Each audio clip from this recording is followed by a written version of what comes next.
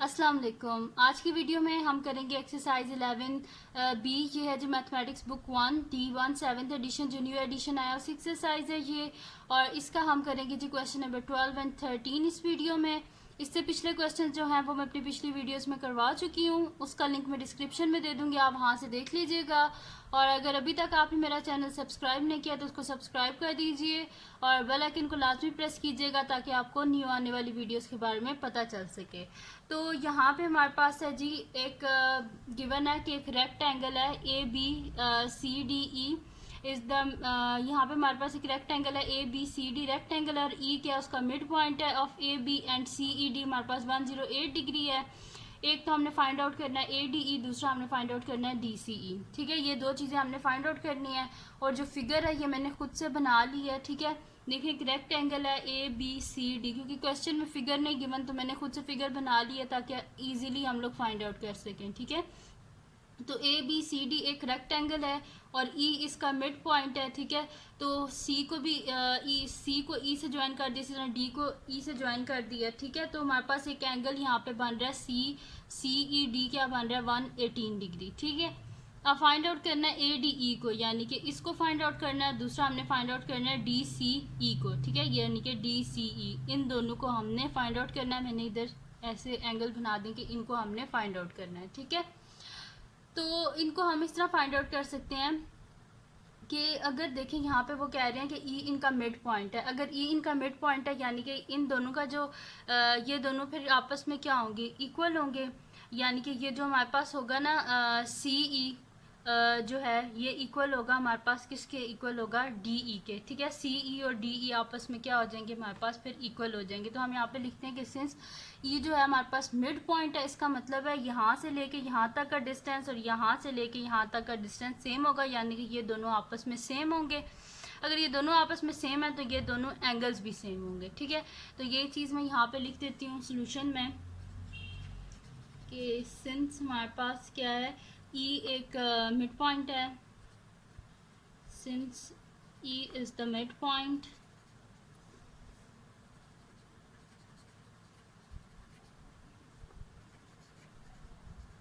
Since E is the mid point of AB, यानी कि इन दोनों का डिस्टेंस सेम होगा, CE और DE का डिस्टेंस सेम होगा। तो सच दैट हमारे पास क्या होगा, CE is equals to DE।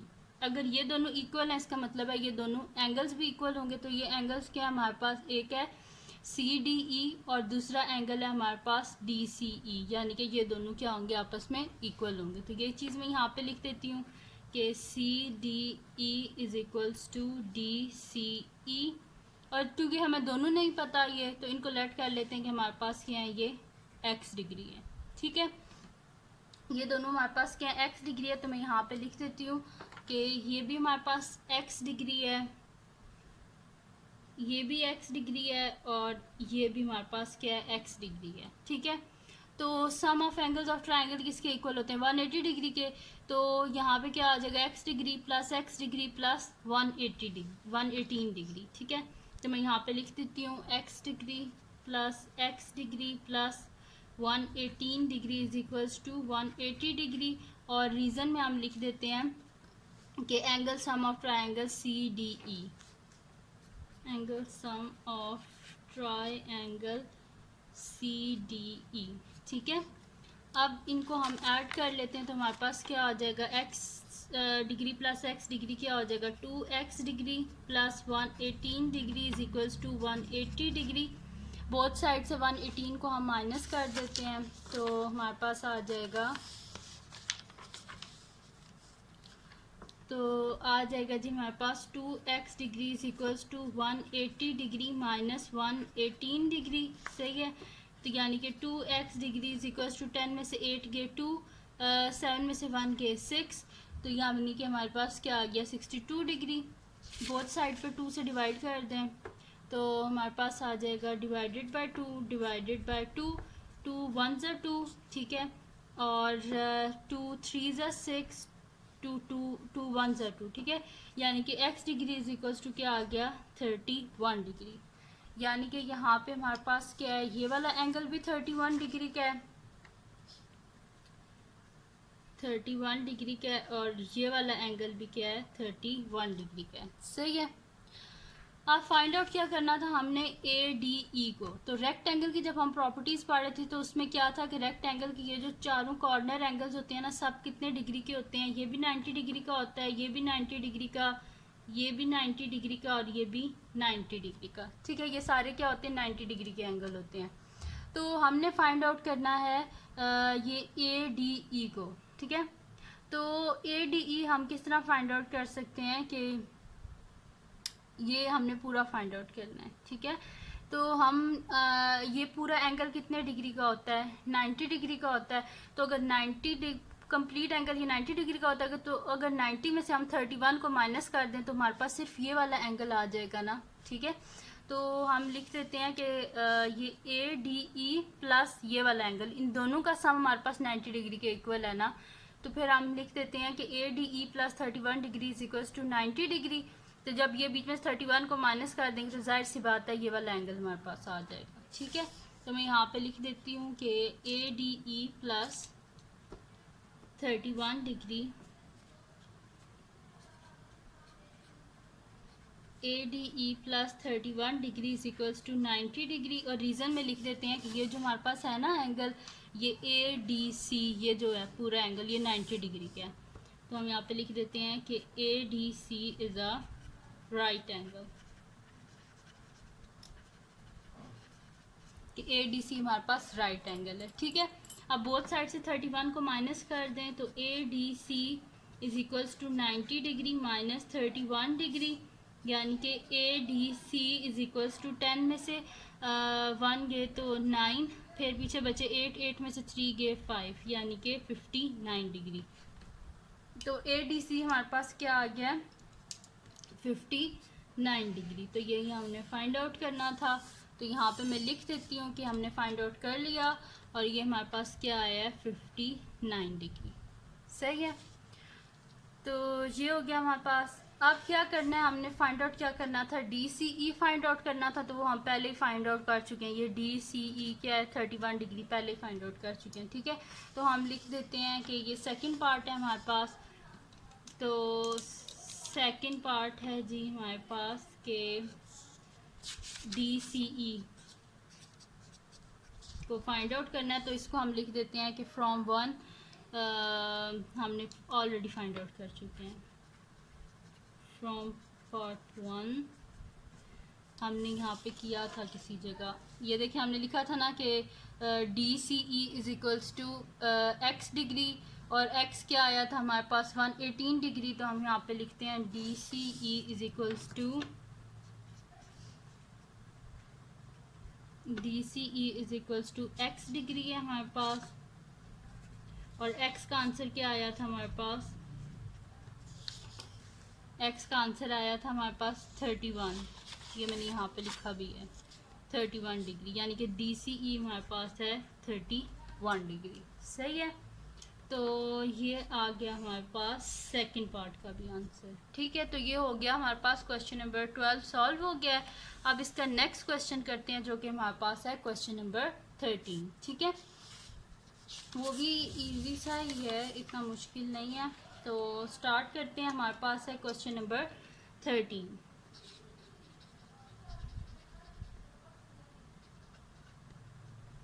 ठीक, क्वेश्चन नंबर 13 है। इसमें क्या है कि हमारे पास एक पैरेललोग्राम है।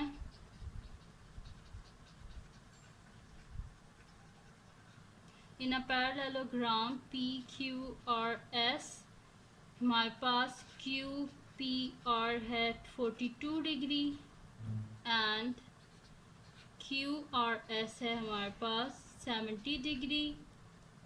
तो फाइंड क्या करना है हमने, एक तो फाइंड आउट करना है पी क्यू आर और सेकंड हमने फाइंड आउट करना है पी आर क्यू। ठीक है, ये दो चीज़ें हमने फाइंड आउट करनी है। तो सबसे पहले हम यहाँ पे एक पैरेललोग्राम बना लेते हैं। तो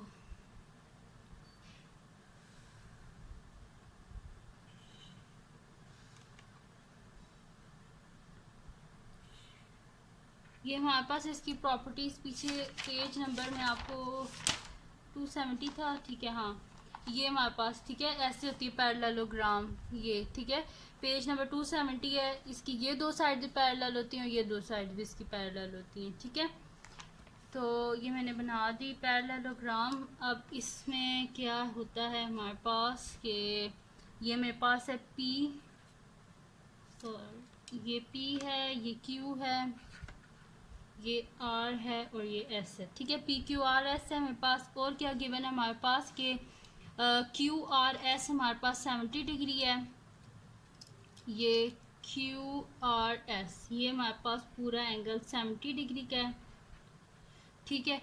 और फिर वो क्या कह रहे हैं कि QPR, अब QPR हमारे पास है, QPR यानी कि बीच में एक डायगोनल है, तभी तो R तक पहुंचेगा ना, ठीक है। तो QPR हमारे पास क्या है, 42 डिग्री। तो इसके बीच में एक डायगोनल हम बना देते हैं, ठीक है। ये डायगोनल बन गया और ये हमारे पास कितने डिग्री का है, 42 डिग्री का। अब फाइंड आउट क्या करना है, एक तो हमने PQR को फाइंड आउट करना है, PQR, एक तो इसको फाइंड आउट करना है, ठीक है, इसको, और दूसरा हमने फाइंड आउट करना है PRQ को, ठीक है, यानी कि PRQ यानी कि ये पूरा एंगल हमारे पास 70 डिग्री का है, ठीक है। और हमने सिर्फ ये वाली साइड फाइंड आउट करनी है। इसको ज़रा मैं वाइटो करके इस साइड पे लिख देती हूँ कि ये पूरा एंगल हमारे पास 70 डिग्री का है, ठीक है। ये बीच में आ रहा है तो हम इधर लिख देते हैं कि ये पूरा एंगल हमारे पास 70 डिग्री का है, ठीक है। यहाँ पे मैं लिख देती हूँ, ठीक है, ये पूरा हमारे पास 70 डिग्री का है। और हमने फाइंड आउट कौन सा करना है, सिर्फ ये वाली साइड, ठीक है। मैं यहाँ पे रेड लाइन भी लगा देती हूँ कि हमने सिर्फ ये फाइंड आउट करना है, PRQ, सही है।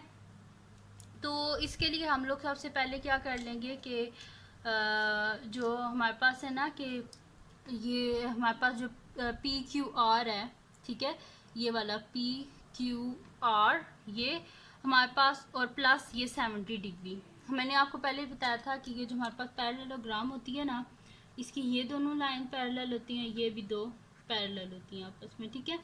अगर ये दोनों पैरेलल हैं यानी कि इनके जो इंटीरियर एंगल है उनका सम किसके इक्वल है, 180 डिग्री, यानी कि PQR प्लस ये वाला 70 डिग्री, पूरा एंगल 70 डिग्री का है ना, तो PQR प्लस 70 डिग्री हमारे पास किसके इक्वल आ जाएगा, 180 डिग्री की, क्योंकि इंटीरियर एंगल्स हैं दो पैरेलल लाइंस के बीच में, ठीक है। तो अभी फर्स्ट पार्ट का सोल्यूशन स्टार्ट करते हैं और उसमें हम सबसे पहले PQR को फाइंड आउट कर लेते हैं। फर्स्ट पार्ट का सोल्यूशन कर रहे हैं हम, यहाँ पे लिख लेते हैं कि PQR plus 70 degree is equal to 180 degree, और रीज़न में लिख लेते हैं कि इंटीरियर एंगल्स हैं,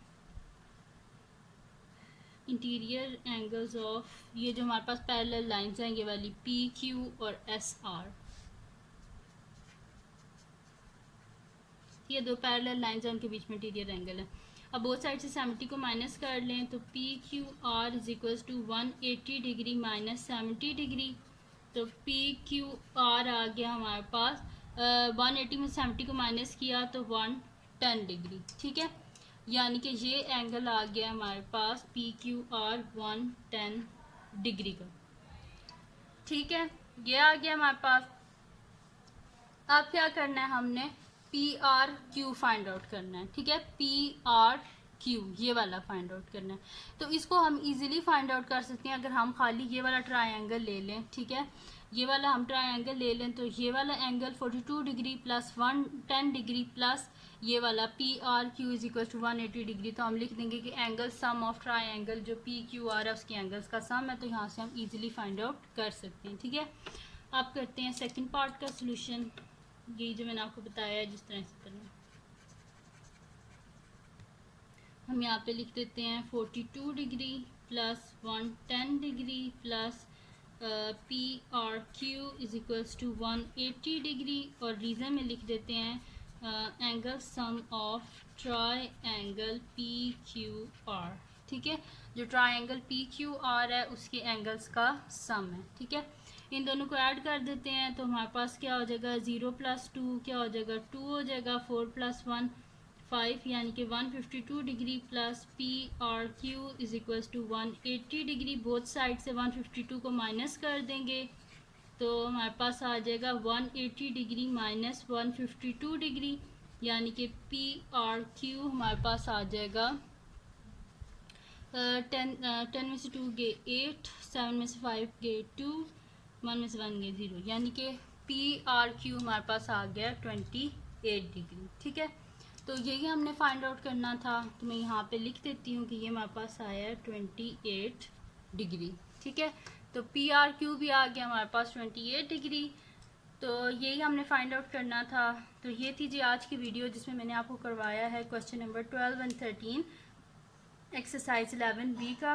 तो अगर ये वीडियो आपको पसंद आई हो तो इसको लाइक कीजिएगा, मेरे चैनल को सब्सक्राइब कीजिएगा और बेल आइकन को लाजमी प्रेस कर दीजिएगा ताकि आपको न्यू आने वाली वीडियोस के बारे में पता चल सके। और अपने फ्रेंड्स के साथ भी इस वीडियो को शेयर कीजिएगा और उनको भी बोलिएगा वो सब्सक्राइब कर दें। और दुआओं में याद रखिएगा। अल्लाह हाफ़िज़।